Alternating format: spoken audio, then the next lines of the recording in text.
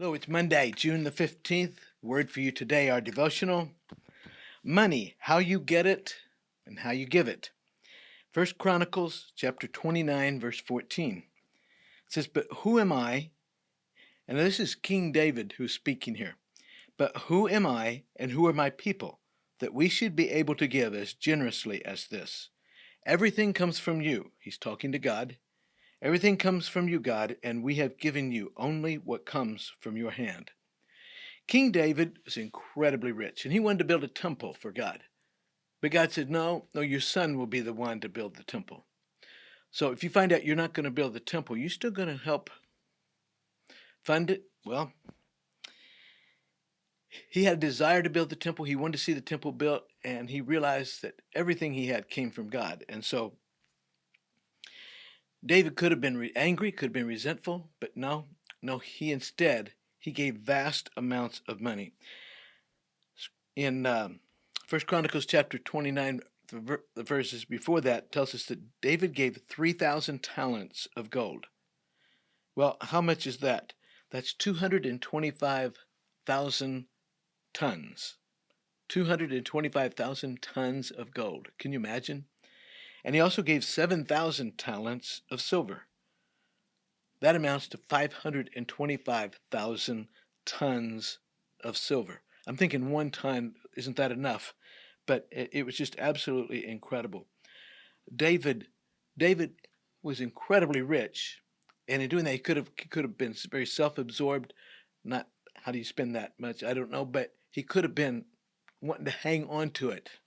But instead, he had this giving attitude. He wanted to honor God, and even though he wasn't going to build the temple, he still wanted to help make that happen. So, what about our attitude towards giving and our attitude towards God? First of all, we need to have a careful attitude. Remember Abel and Cain? They both brought their offerings to God. Abel was very careful, but Cain wasn't. And so God wasn't pleased with Cain's offering. We need to have a careful attitude about our offering to God. We need to have a humble attitude. We should realize that if God wanted to, he could stop our ability to earn money just like that. He could take everything we have away from us, and we would have no possibility of earning more. That can be taken away from us so quickly. He gives us things not to hoard or to own, but he's really given us things to be stewards over. So we need to be careful in our attitude. We need to be humble. We also need to have a trusting attitude.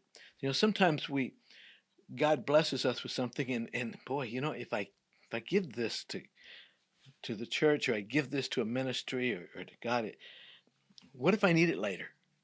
Well, do we not trust God, the same God that gives us breath every day, the same God that takes care of us? Do we not have faith and trust in him to give freely to him? So a careful attitude, humble, trusting, a willing attitude. Sometimes God calls on us to give sacrificially. That means more than we think we can. We give so much, it kind of hurts to give.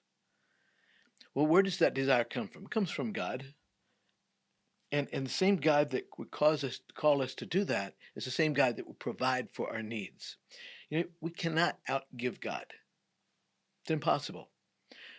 When we give, it's not so that God, okay, you're going to give me even more, right, God? No, that's not the way it works. God, I want to be faithful to you. I want to be obedient to you. And then the joy that comes from that is enough. But for God, it's never enough, because he then blesses us with even more. So we need a careful attitude. We need a humble attitude, a trusting attitude, being willing attitude, and then a cheerful attitude. The Bible tells us that God loves a cheerful giver. 2 Corinthians chapter 9, verse 6 and 7 tells us God loves a cheerful giver. What is your attitude towards giving? Yeah, I know I'm supposed to do this.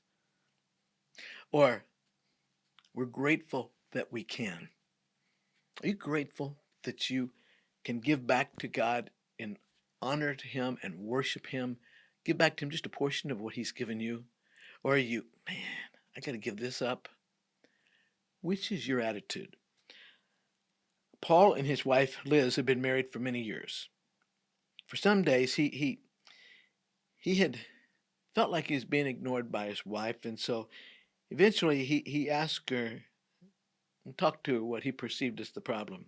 Come on, Liz, admit it. You only married me because my granddad left me $6 million, didn't you? Paul, you are so silly, Liz said.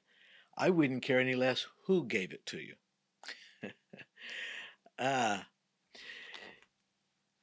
how much a hold of you does money have? Can you give to God? Money, how we get it, how do we get it, and then give it? God doesn't give us it for us to own and hold on to. God gives it to us to be a steward, to be a manager of it. Is there any area in your life financially that you need to be a better steward of what God has given you? Your money, your time, your talents? Talk to Him and see if there's a change you need to make today. Might be a small change, might be a big change. But even if it's a small change, just be obedient to God. Have a good day.